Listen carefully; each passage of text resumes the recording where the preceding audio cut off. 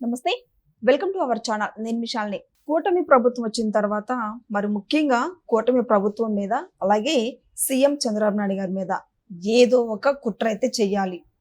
మొత్తానికి పార్టీని కావచ్చు, బాబు గారిని కావచ్చు డ్యామేజ్ పరిచేలా చూడాలి. ఇదే మా లక్ష్యంగా మేము పెట్టుకున్నాం. అండ్ వైసీపీ నేతలు కావచ్చు, యాజ్గా సీఎం మాజీ ముఖ్యమంత్రి జగన్మోహన్ రెడ్డి గారితో సహా. అయితే బాబు గారు వచ్చిన తర్వాత ప్రభుత్వ అధికారంలోకి వచ్చిన తర్వాత కేసులన్నీ కొట్టేశారు. సో ఆ కేసులు ఇప్పుడు మళ్ళీ తిరగతోడే ప్రయత్నాలు అయితే గట్టిగా సాధిస్తున్నారు. ఎవరు? వైసీపీ నేతలు కావచ్చు, జగన్మోహన్ రెడ్డి గారు కావచ్చు. మరి ఏంటి, ఎందుకు ఇంత కుట్ర చేయటానికి దాని వెనుకున్న ప్లాన్ ఏంటి, అసలు ఎందుకు చేస్తున్నారు? దీని మీదే పూర్తిగా విశ్లేషించడానికి మనతో స్టూడియోలో ఉన్నారు సీనియర్ జర్నలిస్టు దుర్గకుమార్ గారు ఉన్నారు. వారిని అడిగే విషయాలు తెలుసుకునే ప్రయత్నం చేద్దాం. నమస్కారం సార్. నమస్తే మషాల్ని, మన వుల్ఫ్ వీక్షక మిత్రులకు కూడా. సార్, ఇప్పుడు బాబు గారు అధికారంలోకి ఎప్పుడైతే వచ్చారో అప్పటి నుంచి ఈ రోజు వరకు కూడా ఏదో ఒక కుట్ర అయితే చెయ్యాలి, పార్టీని మొత్తానికి డ్యామేజ్ చేసే ప్రయత్నం అయితే మేము చెయ్యాలి గట్టిగా అంటూ జగన్మోహన్ రెడ్డి వాళ్ళ నేతలు కావచ్చు, పార్టీ వాళ్ళు కావచ్చు, ఎవరైనా సరే అదే బాటలో నడుస్తూ ఉన్నారు. మరి బాబు గారు పార్టీలోకి వచ్చిన తర్వాత కేసులన్నీ కొట్టేశారు. సో ఆ కేసులు మళ్ళీ తిరగదోడే ప్రయత్నానికి ఉన్నారు ఇప్పుడు వైసీపీ వాళ్ళు. ఏంటి సార్ దాని వెనుక కారణాలు? వైసీపీ పార్టీకి ఎప్పుడు ఒకటే లక్ష్యం.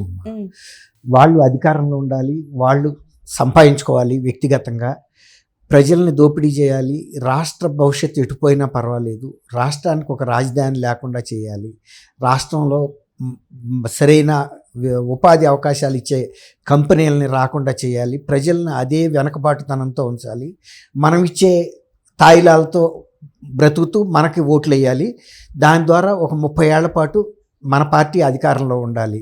అది కూడా జగన్మోహన్ రెడ్డి గారి జీవిత కాలాన్ని అంచనా వేసుకుని వాళ్ళు అనుకున్నారు. ఆ 30 ఏళ్ల పాటు ఆయనే ముఖ్యమంత్రిగా ఉండాలి.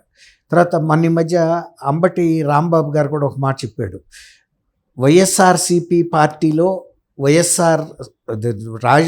జగన్మోహన్ రెడ్డి మాత్రమే ముఖ్యమంత్రిగా ఉంటారు, ఇప్పుడు అధికారంలోకి వచ్చినా ఇప్పుడు ఆ పార్టీ ఉన్నంతకాలం. అంటే ఇక జగన్మోహన్ రెడ్డి గారు ముఖ్యమంత్రి పదవి కనుక రాని రోజున ఆ పార్టీ ఉండదు, ఆ పార్టీ నాయకులు ఉండరు వాళ్ళు. అంటే ఆ విధమైనటువంటి ఇది వాళ్ళకి ఇచ్చాడు కమాండ్స్. మొన్న ఈ మధ్య కాపు సామాజిక వర్గానికి చెందిన కొంతమంది రామచంద్రాపురం దగ్గర ఒక విలేజ్ ఉమ్మడి తూర్పుగోదావరి జిల్లాలో సమావేశం అయ్యి, మా సామాజిక వర్గానికి ముఖ్యమంత్రి అడిగితే అదొక రకం, కానీ మళ్ళీ 29లో వైఎస్ఆర్సీపీ అధికారంలోకి రావాలి, జగన్మోహన్ రెడ్డి గారు ముఖ్యమంత్రి అవ్వాలనేది వాళ్ళు అందరూ కలిసి తీర్మానించుకున్నది. ఆ తర్వాత కాలంలో కూడా మళ్ళీ వంగవీటి మోహన్ రంగ, ముద్రగడ పద్మనాభం గారు, బిఎస్ రావు అనుకుంటా, తర్వాత జక్కంపూడి రామ్మోహన్ రావుల సంస్మరణ సభ పెట్టారు.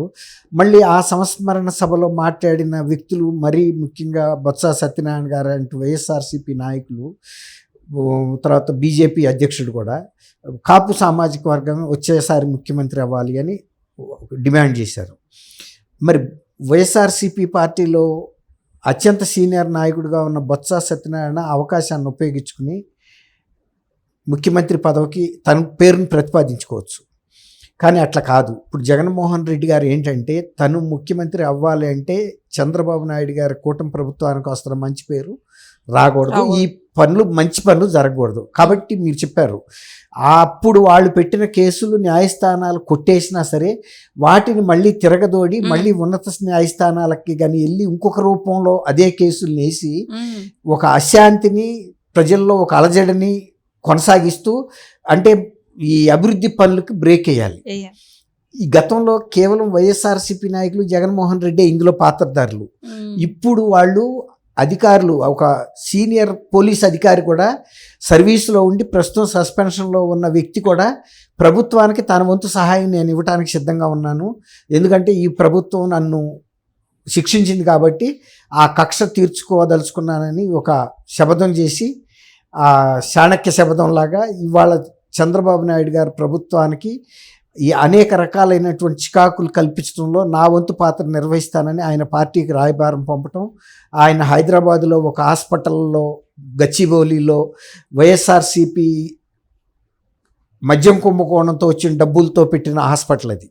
ఆ హాస్పిటల్లో ఎవరినో పరామర్శించడానికి వచ్చినట్టుగా రకరకాల మార్గాల ద్వారా అధికారులు, ఒక ముఖ్యమైన అధికారులు అక్కడ సమావేశమై వాళ్ళకి అనుకూలమైన వ్యక్తులు ప్రభుత్వంలో ఈ వివిధ శాఖల్లో ఏమైనా లొసుకులు ఉంటే కనుక అవి మాకు చెప్పండి, మేము వాటి మీద కేసులు వేసి ప్రభుత్వాన్ని చికాకు పరుస్తాం, సోషల్ మీడియాలో పోస్టింగులు పెడతాం, వాటికి జాతీయ స్థాయిలో ప్రచారం కల్పిస్తామని వీళ్ళు అందరూ కలిసి ఒక కుట్ర. గతంలో కూడా ప్రభుత్వంలో ఒక కీలకమైన అత్యంత పెద్ద పదవిలో పనిచేసిన ఒక వ్యక్తి కూడా ఇలాంటి సమావేశాలే నిర్వహించాడు. ఆ వ్యక్తే ఎలక్షన్లకు ముందు కూడా కొంతమంది ముఖ్యమైన అధికారులతో విజయవాడ ప్రకాశం బ్యారేజ్ రిజర్వాయర్లో బోటింగ్ రాత్రిపూట విహారంగా మాయాబజార్లో లాగా బోటు మీద విహారయాత్ర చేస్తూ ఎలాంటి అక్రమాలు చేయొచ్చు ఎన్నికల్లో అనేది వాళ్ళు ఒక పథక రచన చేశారు కొంతమంది అధికారులతో. అదే వ్యక్తి ఇప్పుడు రిటైర్ అయిన తర్వాత ఇవాళ ఆయన కొంతమంది ఉన్నతాధికారులు, ఐఏఎస్ అధికారులని, ఐపీఎస్ అధికారులని ఒక కూటమిలాగా కట్టి మేము మళ్ళీ కనుక ప్రభుత్వంలోకి వస్తే మళ్ళీ మా వైఎస్ఆర్సీపీ, ఆయన ఒక వైఎస్ఆర్సీపీ కార్యకర్తగానే పనిచేస్తున్నాడు, నాయకుడిగా పనిచేస్తున్నాడు, వ్యూహకర్తగా పనిచేస్తున్నాడు, మేము మీకు ఉన్నత పదవులు ఇస్తాము కాబట్టి మీరు ప్రభుత్వంలో ఏమైనా లోపాలు ఉంటే మాకు చెప్పండి అని. అంతెందుకు జగన్మోహన్ రెడ్డి గారు అధికారంలోకి రాగానే కూడా ఐఏఎస్ ఐపీఎస్ అధికారులు సమావేశం పెట్టి గతంలో తెలుగుదేశం ప్రభుత్వంలో 14 నుంచి 19 వరకు జరిగిన అవినీతి అక్రమాలు ఏమైనా ఉంటే మాకు చెప్పండి అంటే కూడా ఏ అధికారికి చెప్పలేకపోయాడు. ఎందుకంటే చంద్రబాబు నాయుడు గారు పారదర్శకంగా చేస్తాడు, ఆయన నాకు ఒక్కసారి అధికారం ఇస్తే చాలు నేను సంపాదించుకుంటానన్న ఉద్దేశం మీద ఆయన రాలేదు. తెలుగుదేశం పార్టీ అనేది దాదాపు 45 ఏళ్లగా కొనసాగుతున్న పార్టీ, అనేక మంది నాయకులు మారతా వెళ్ళినా పార్టీ కొనసాగుతుంది, అది కొనసాగుతుంది కూడా. అట్లాంటి ఉద్దేశంతో ఉన్న వ్యక్తి ఇట్లాంటి పారదర్శకంగా ఉంటారు తప్ప ప్రజల శ్రేయస్ కోరే పార్టీ కాబట్టే ఆ రోజున మద్యం విధానాన్ని కూడా వాళ్ళు మంచి మంచి బ్రాండ్లు, దేశంలో ఉన్న మంచి బ్రాండ్లనే వాడారు కానీ తక్కువ బ్రాండ్లు పెట్టి మనుషులు ఆరోగ్యాలు పాడైపోయినా చచ్చిపోయినా మాకు పర్వాలేదు, లేకపోతే గనులన్నీ మేమే దోసుకు తింటాము, ఇసుకంతా మేమే అక్రమ మార్గాల్లో చేసుకుంటామని వాళ్ళు చేయలే. కానీ జగన్మోహన్ రెడ్డి గారు వచ్చిన తర్వాత కొన్ని కార్పొరేట్ సంస్థలకు దించి ఇసుకను కూడా ఒక బంగారం లాగా చేశాడు. మళ్ళీ ఆ టైంలో మొత్తం నిర్మాణ రంగం కుదేలయ్యి చేతివృత్తుల వాళ్ళందరూ ఇతర రాష్ట్రాలకి వలసబాట పెట్టారు. ఇప్పుడు ఆంధ్రప్రదేశ్ నుంచి వలసబాట పెట్టిన పరిస్థితి లేదు. మీరు అడిగారు ఇప్పుడు ఈ ప్రభుత్వం మీద కొత్తగా కేసులు వేయటానికి కూడా వీళ్ళు ఒక కూటమిగా ఏర్పడి కొంతమంది అధికారులు, కొంతమంది నాయకులు, మరీ ముఖ్యంగా మా సీనియర్ ఐఏఎస్ ఐపీఎస్ అధికారులు ఇందుకు నడుం కట్టారు. తర్వాత వీళ్ళు రకరకాల సార్లు సమావేశం అవుతున్నారు. అవసరమైతే ఢిల్లీలో కూడా కొంతమందిని కలిసి అక్కడుండే పెద్ద నాయకులతో లేకపోతే అక్కడుండే పెద్ద అధికారులతో ఇట్లాంటి కేసులు వేయటానికి అవకాశం ఉందనే వ్యూహాన్ని ఆలోచిస్తున్నారు. వాళ్ళు విజయవాడలో సమావేశం అవుతున్నారు, హైదరాబాద్లో అవుతున్నారు, ఢిల్లీలో కూడా అవుతున్నారు. తర్వాత ఎక్కడ సమావేశం అయ్యేది కూడా వాళ్ళు తెలియకుండా అనుకుంటున్నారు. కానీ ఇవి కెమెరాల ద్వారా వాళ్ళు ఎక్కడెక్కడ అయ్యారు, ఏ అధికారి ఏ కారులో వచ్చాడు, ఇవన్నీ కూడా అవుతున్నాయి. తర్వాత గూగుల్ టేక్అవుట్ లాంటి టెక్నికల్ కూడా ఉన్నాయి ఇప్పుడు. కాబట్టి ఈ జగన్మోహన్ రెడ్డి గారు ఏంటంటే ఇక తను స్వతహాగా రాజకీయాల్లో ప్రజల్ని మెప్పించి నేను అవ్వలేను, ఇలాంటి అధికారుల్ని ప్రలోభపెట్టి వాళ్ళ ద్వారానైనా సరే ప్రభుత్వాన్ని చికాకుపరిచి రాష్ట్రంలో సంక్షోభం సృష్టించి మళ్ళీ అధికారంలోకి రావాలనే ఒక ప్రయత్నం అయితే జరుగుతున్నట్టు స్పష్టంగా ఇంటెలిజెన్స్ సమాచారం ఉంది. కేంద్ర ప్రభుత్వం కూడా ఇటువంటి అధికారుల మీద నిఘా వేసింది. తర్వాత రాష్ట్ర ప్రభుత్వం నుంచి కూడా కేంద్రంలో వీళ్ళంతా కూడా అఖిల భారత సర్వీస్ అధికారులు కాబట్టి వీళ్ళకి సంబంధించినటువంటి విషయాల్ని మానవ వనరుల శాఖకి, కేంద్ర హోంశాఖకి సంబంధిత అధికారులకి కూడా తెలియజేస్తానున్నారు. అవసరమైతే వాళ్ళ మీద ప్రైవేట్గా కూడా క్రిమినల్ కేసెస్ అంటే ప్రభుత్వాన్ని అక్రమ పద్ధతుల్లో కూల్చే కుట్రలు జరుగుతున్న కాన్స్పిరసీ కేసు అంటారు, ఆ సెక్షన్ల కింద కూడా పెడతారు. అది కూడా జరుగుతాయి. Thank you sir. Thank you అమ్మా శాలిని, మన వీక్షక మిత్రులకు.